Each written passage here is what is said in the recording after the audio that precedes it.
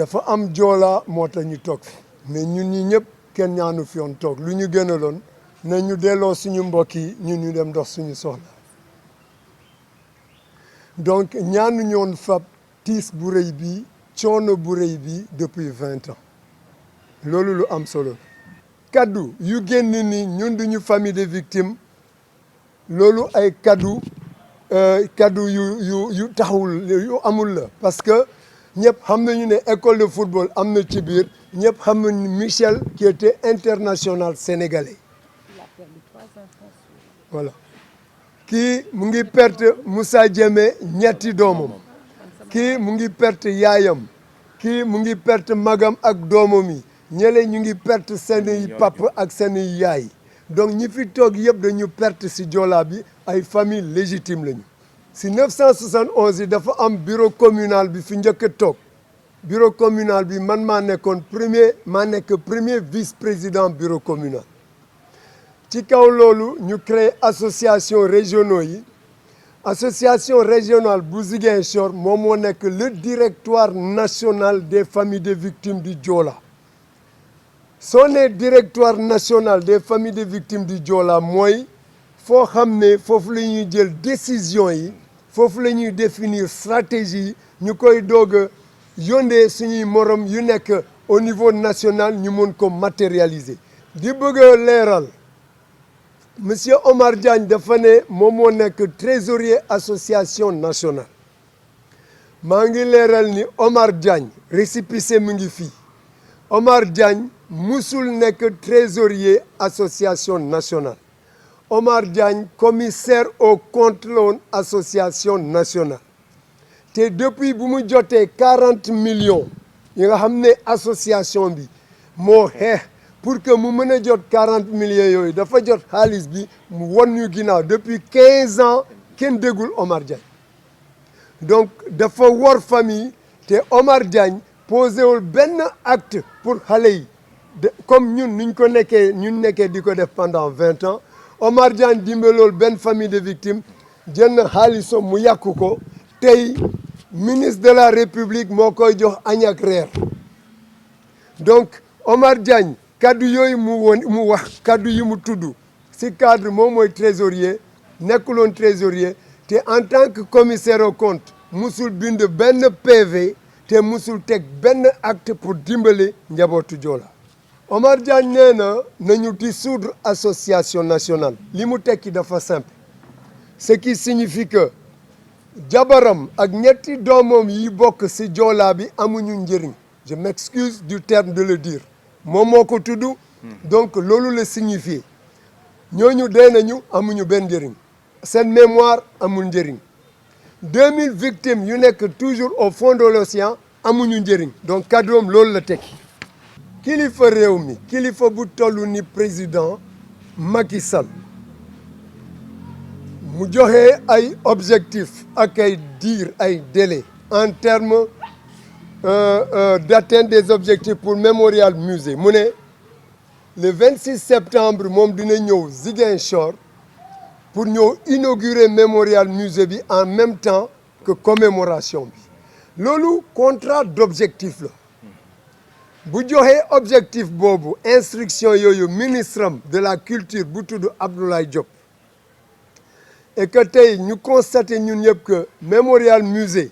non seulement du jeex le 26 septembre bi mais mois de décembre bi Abdoulaye Diop wax sax du jeex le mois de décembre je le prends au défi donc Abdoulaye Diop dafa lajji dafa échoué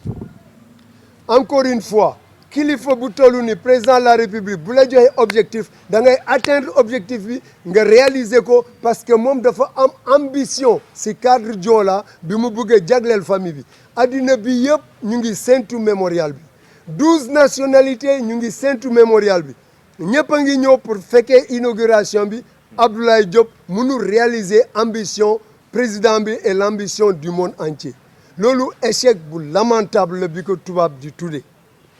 ku xeex Joola da ngay suul sa bopp parce que ay nit la ñuy xeexal fii ay nit a ñu tax a toog fii contrairement à ce que lu ñuy dégg ay intérêt crypto personnel bu doonoon xaalis duñ ko fi wut ñun métit moo ñu fi tax a toog loolu lu am solo la Abdoulaye Diop toujours si ministère am bi ñuy def passation de marché ak Eiffage dañu écarter volontairement association bi fekkewuñu ko alors que ñun ñoo tànn architecte bi alors que bi ñuy wax waxu mémorial musée Abdoulaye Diop fekkewu ko Abdoulaye Diop dafa ñëw fekk mu am ay avancées yu rëy si cadre boobu li ñu dépensé seulement en termes de déplacement pendant ces années mën na tabax mémorial bi loolu lu am solo la mën na ko tabax donc fi mu ne nii amuñu benn connaissance si mémorial musée ñi fi jot a xeex muy mairie conseil départemental autorité yi évêque bi